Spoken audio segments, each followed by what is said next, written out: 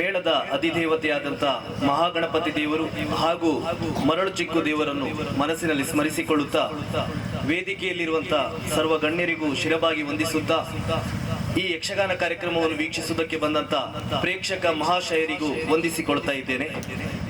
ಯಕ್ಷಗಾನ ಮಾಡುವುದು ಅಂತ ಹೇಳಿದ್ರೆ ಅದು ಸುಲಭದ ಮಾತಲ್ಲ.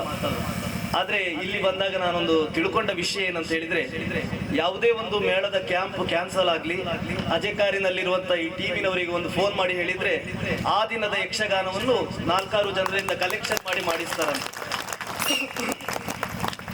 ಯಕ್ಷಗಾನ ಅಂತ ಹೇಳಿದ್ರೆ ಒಂದು ಸಣ್ಣ ಮೊತ್ತದ ಆಟ ಅಲ್ಲ, ಅದಕ್ಕೆ ಹಣಗಳು ಬಹಳ ಬೇಕಾಗ್ತದೆ.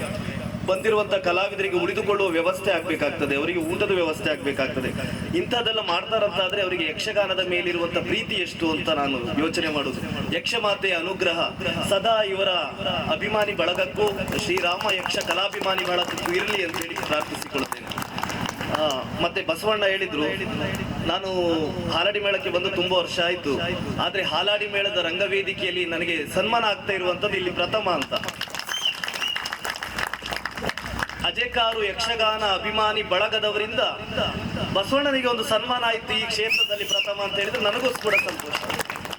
ಮತ್ತೆ ನಮ್ಮ ದೇವರ ಪೂಜೆ ಮಾಡುವಂತ ಪೂಜೆ ಭಟ್ರು, ಮಹಾಗಣಪತಿ ದೇವರ ಪೂಜೆ ಮಾಡುವಂತ ಪೂಜೆ ಭಟ್ರ ಜೊತೆಯಲ್ಲಿ ನಮಗೊಂದು ಸನ್ಮಾನ ಆಗಿದ್ದ ಅಂತ ಹೇಳಿದ್ರೆ ತುಂಬಾ ಸಂತೋಷ. ಯಾಕಂತ ಹೇಳಿದ್ರೆ ಬ್ರಾಹ್ಮಿ ದುರ್ಗಾ ಪರಮೇಶ್ವರಿ ಅಮ್ಮನವರ ದೇವರ ಸೇವೆ ಮಾಡುವವರು, ಅವರ ಜೊತೆಯಲ್ಲಿ ನಮಗೆ ಸನ್ಮಾನ ಆಯ್ತಂತ ದೇವರ ಪ್ರಸಾದ ನಮಗೆ ಸಿಕ್ಕಿದಾಗೆ.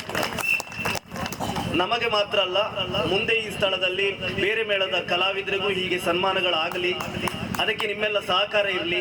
ಯಕ್ಷಗಾನ ಈ ಅಜೆಕಾರಿನಲ್ಲಿ ಹೀಗೆ ಸಾಗುತ್ತಾ ಇರಲಿ ಅಂತ ಹೇಳಿ ಪ್ರಾರ್ಥಿಸಿಕೊಳ್ತೇನೆ. ಎಲ್ಲರಿಗೂ ನಮಸ್ಕಾರ.